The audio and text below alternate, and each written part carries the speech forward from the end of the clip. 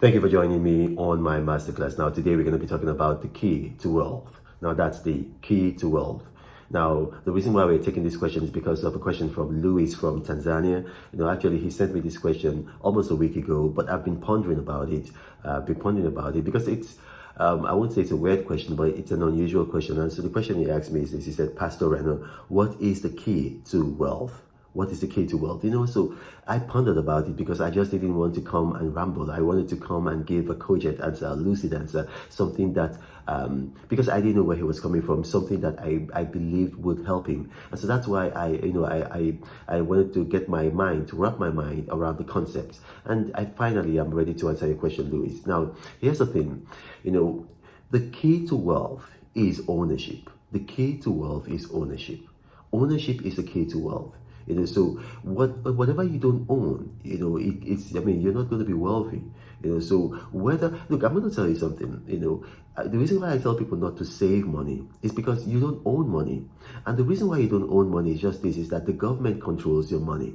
The government controls your money. I'll give you a very good example. I've been to your country, Tanzania. Now, when in Tanzania, the value of your currency is not as high as the value of the currency of your neighboring country, which is Kenya. Kenya has Kenyan shillings, which are quite high. But your own currency is not as high as theirs, and the reason why is because your government actually sets the price of your currency. The value of your currency. Now, if your government wakes up tomorrow and decides that, okay, we want to wipe away 50% of the value of the currency, they can do that. Because the currency does not belong to you, it belongs to the government. Cash, currency, money does not belong to anybody, it belongs to the government. So even in America, the Federal Reserve Bank, because in America, the currency is actually controlled more by the Federal Reserve Bank than by the president, the executive branch of government. The Federal Reserve Bank can decide, okay, this is what we're going to do. We're going to erase the value of the dollar by about 60%. There's nothing you can do because you do not own currency. So that's why saving money in the bank is not a very good idea, because things like inflation are going to affect it. There's nothing you can do. You cannot sue the government for inflation. These are practices that the government use to take your money from you and then enrich themselves. The government can come up with a tax and say, okay, all money is in bank account. We are going to take like maybe 15%. There's nothing you can do. If they make a law, it's that's to tell you that ownership of currency does not belong to you. It belongs to the government. So the key to wealth is ownership, and that means you want to own things that the government cannot take from you. So for instance, real estate, a house. If you own a house, the government cannot take your house from you. They can pass a law and say, okay, well, all those who own a house, maybe they're going to tax you ground rent or things like that. Yeah, that's understandable, but they cannot take that house from you. If inflation happens, so let's say the government decides that, okay, they're going to devalue the currency by about 50%. When they devalue the currency by about 50%, automatically the price or the value of your own house will rise. But if you haven't just money, what's happened? 50% of the value of your money has gone. But then, when there's inflation, the reason why they call it inflation is not because of what happens to money, it's because of what the purchasing power of money. So, for instance, if there's inflation and it wipes away 50% of the value of money, what's going to happen is that the cost of goods and commodities and services is going to increase by about 50% or more. So the value of your house, of your real estate, is recalculated to adjust to the price of inflation. So that's the thing. Like, I'll give you an example. I was going to show you something, but I couldn't get it. I have share certificate, which I was going to show you. Now, with those share certificates, what you have to understand is that you own shares. Shares are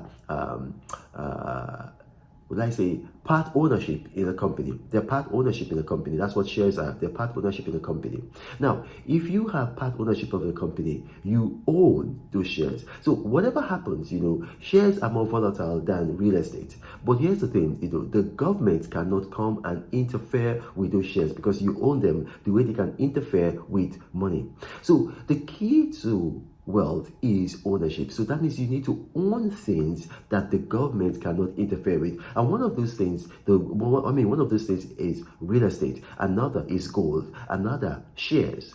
Look what I've said now. Real estate, gold, and shares. Why have I put them in that order? I put them in that order because, you see, because of utility reasons. For instance, the population of the world is currently about 7.9 billion, 8 billion. And the population of the world is constantly increasing. Constantly increasing. But here's the thing, the landmass of the world, the surface landmass of the world is not increasing. In many places, it is reducing. So what does that tell you? That means that in future, the most expensive commodity is not going to be anything. It's not going to be shares. It's going to be land.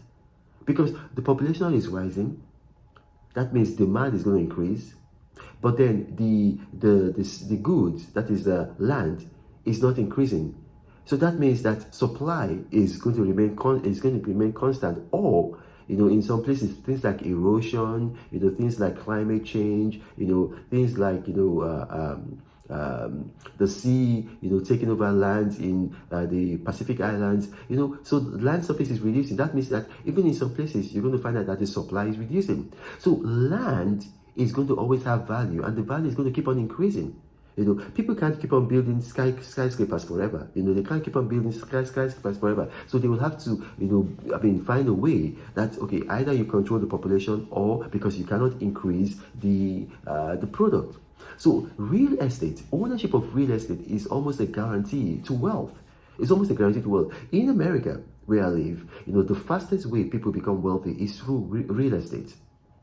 Another way, another thing that you can own that, like the government cannot take away from you is gold. Gold retains its value more than anything. That's why you see that even in biblical times, from the time of Abraham, they've been using gold as money. Up to his son Isaac, to Jacob, up to the time of our Lord and Savior Yeshua, whom some people call Jesus Christ. Gold has always been relevant.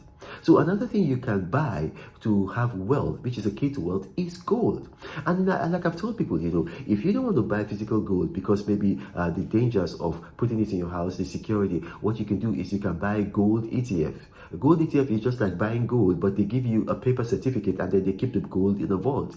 And if you want to know how to purchase the gold ETF, what you can do is this. You can watch my video. This is a step-by-step guide on how to invest in the gold ETF. It's on this channel. You can watch it. It's on this channel. It's going to teach you a step-by-step guide what you can do. And then even in some places, I listed stock brokers in certain countries where you can approach, and they can actually help you buy into the gold ETF. So that's important. And then what you can also do, buying shares in company, because shares, they don't belong to the government. These are private equities. They're not public equities. They don't belong to the government. So unlike money, the government cannot just come directly and then just affect their value. Now, there are things that they can do. There are actions that they can take. For instance, the war in Ukraine is affecting the shares of some companies. So there are things that can happen that can affect the shares of companies. But the government on its own cannot just come and interfere with it directly the way they can do with money. So it's something that you can own. So in essence, the key to wealth is ownership. And then not just ownership, owning the right things. So for instance, you don't want to start owning cars, and because Pastor Rana said the key to wealth is ownership. If you think about it, if your father bought a Mercedes-Benz in 1980, by now, this is the year 2022, that Mercedes-Benz is junk. But if your uncle bought a house in 1980, by now that house is still a hunk of cash, producing cash, either rental income or just by its value. So you want to make sure that although the key to wealth is ownership, but you want to make sure that you are owning the right things. Now, Louis, that's his name, Louis from Tanzania. I hope I've responded and I've answered your question. But if perhaps maybe I've not answered your question, maybe there's some loopholes, put your follow-up questions in the comment sections of this video. And not just you, but anybody watching this, put your follow-up questions in the comment section of this video, and then I'll do my best to respond to them. But you got to remember, I do not have a WhatsApp forum. I do not have a Gmail email address. I do not have a Telegram channel. Scammers have seen that my videos tend to go viral, and so they've created a number of fake YouTube profiles to approach people, and they tell them what's up. They give them WhatsApp numbers. They say, guideline, contact me for more profitable information, one-on-one mentoring. And then the latest, they name their channel Pinned by Reno Mockery. So when they respond to you, you think that I'm the one responding and I've pinned it. And if you contact them, they're going to ask you to pay $1,000, and that's the last you're going to hear from them. I'm the Apostle of Prosperity. I don't ask for money for all I do. I do everything free. Now this is Reno Mockery saying, God bless you. But Reno travels all around the world. I hope you get inspired about what you see. Apostle of greatness, Reno is a master. Only one man against the whole world in large. Fighting with the monsters, poverty I can't stand. That's why Reno is